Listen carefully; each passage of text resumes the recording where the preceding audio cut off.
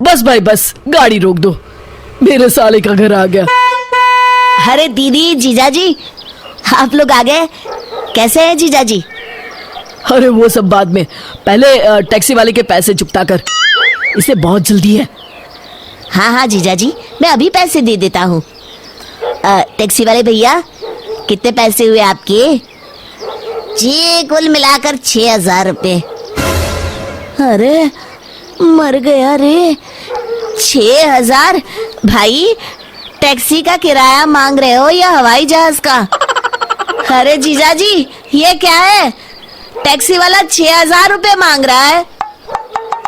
अब क्या बताऊं साले साहब, ट्रेन में सफर करने में आजकल मजा नहीं आता, इसलिए मैं टैक्सी बुक करके ही आ गया। अरे भाग्यवान, तुम बच्चों के साथ सामान लेकर अंदर चलो। क्या भाई, ये तो बहुत ज्यादा है, कुछ कम नहीं हो सकता क्या? ये सब तो आपके जीजाजी को टैक्सी बुक करने से पहले सोचना चाहिए था। एक शहर से दूसरे शहर टैक्सी लेकर जाओगे तो इतने तो पैसे लगेंगे ना। मेरे पास समय नहीं है, जल्दी मेरे पैसे दो।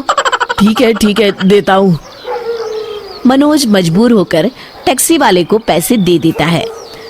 फिर शाम को जब सब लोग खाना खा के उठते हैं, जीजाजी, ये आपका कमरा है।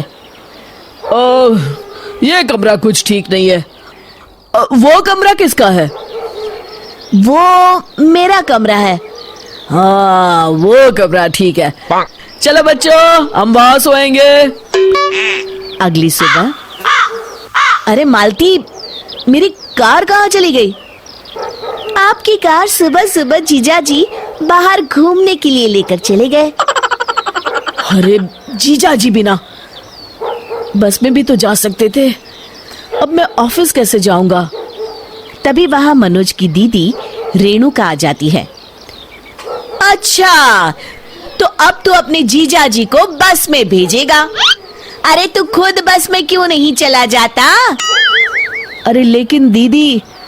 देख मनोज, अगर तू इस तरह की छोटी छोटी बातों पर मुंह फुलाएगा ना, तो हम आज यहाँ से चले जाएंगे। हाँ।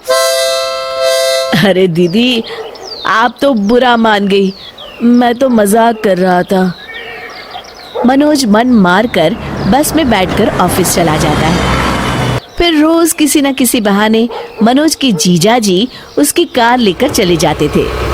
उधर दूसरी तरफ रेणुका और उसके बच्चे पूरा दिन मालती से खाने के लिए तरह तरह की चीजें बनवाते थे। अरे मालती, मेरा दोस्त बिल्लू आया है, आज इसके लिए बढ़िया बढ़िया खाना बनाना। जी जीजाजी। कुछ दिनों के बाद, हाय रे मेरे कंधे, मर गया रे, रोज रोज बस में लटक के ऑफिस जाना अब मेरे बस की बात नहीं है। दर्द के मारे मेरा पूरा शरीर टूट रहा है। मालती, जरा मेरे कंधे तो दबा दो। अरे सारा दिन रसोई घर में खड़े खड़े और घर की साफ सफाई करने के बाद तो मेरे हाथ पैरों ने जवाब दे दिया है। अब तो मुझसे एक मक्खी भी नहीं मारी जाएगी। इस तरह रोज शाम तक दोनों बेहाल हो जाते हैं। फिर एक दिन, अरे भाई मनोज, मेरी दुकान पर तुम्हारे जीजाजी के पूरे 10,000 रुपए की उधारी हो गई है।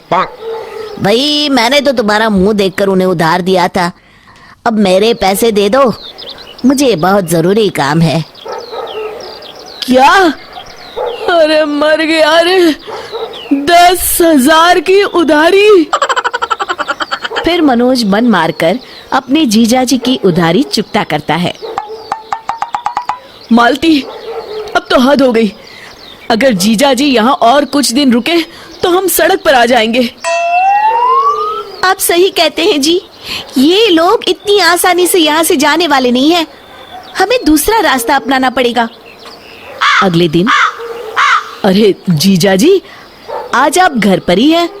ये लीजिए मेरी कार की चाबी, जाइए जाइए बच्चों को लेकर कहीं घूम आइए।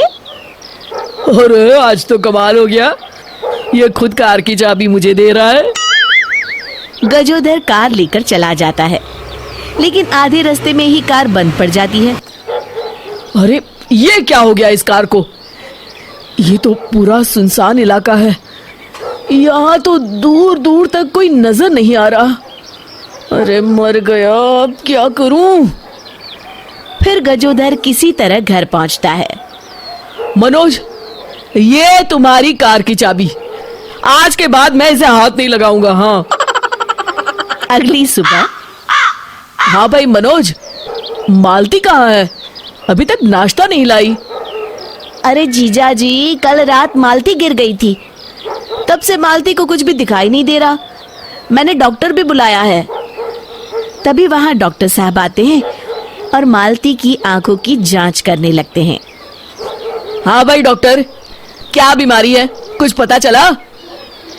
मनोज, ये आदमी कौन है जो इतनी बदतमीजी से बात कर रहा है? डॉक्टर साहब, ये मेरे जीजा जी हैं।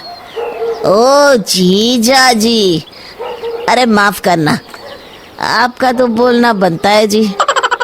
देखिए, सर पे भारी चोट लगने की वजह से इनकी आंखों की रोशनी पूरी तरह जा चुकी है। अब ये कभी नहीं देख पाएंगी। अच्छा, अब चलता हूँ मैं। फिर अगले दिन से घर का सारा काम रेणुका को करना पड़ता है। उधर मनोज की कार खराब होने की वजह से जीजाजी भी कहीं घूमने नहीं जा पाते। दूसरी तरफ मनोज घर की बिजली भी कटवा देता है। क्यों भाई मनोज, हमारे घर की बिजली को क्या हुआ? दूसरों के घरों में तो बत्तियां जल रही हैं। जीजाजी, वो मैंने कई महीनों से बिजली का बिल नहीं भरा है ना। अरे तो जाकर पहले बिजली का बिल भरो। अरे जीजाजी, हजारों रुपए भरने पड़ेंगे। मेरे पास अभी इतने पैसे हैं नहीं। अब तो इसी तरह गुजारा करना पड़ेगा जी। इस तरह गजोधर और रेणुका का उस घर में जीना मुश्किल हो जाता है। हाय मेरी कमर, इतने लोगों का खाना बना बनाकर मेरी तो हालत खराब हो गई। ये बच्चे सारा दिन बुआ ये बना दो, बुआ वो बना दो कहकर मेरी जान खाते रहते हैं। ऊपर से बिजली भी नहीं है। तुम सही कहती हो, सारी रात गर्मी में मच्छर काटते रहते हैं। ऊपर से मनोज की कार भी खराब है। अब यहाँ रहने में कोई मजा नहीं है। मजा तो अब यहाँ रहना किसी सजा से कम नहीं है। हम कल ही यहाँ से चले जाते हैं। हाँ हाँ, कल ही चलते हैं। अगले दिन मनोज की जीजाजी और दीदी घर छोड़कर चले जाते हैं।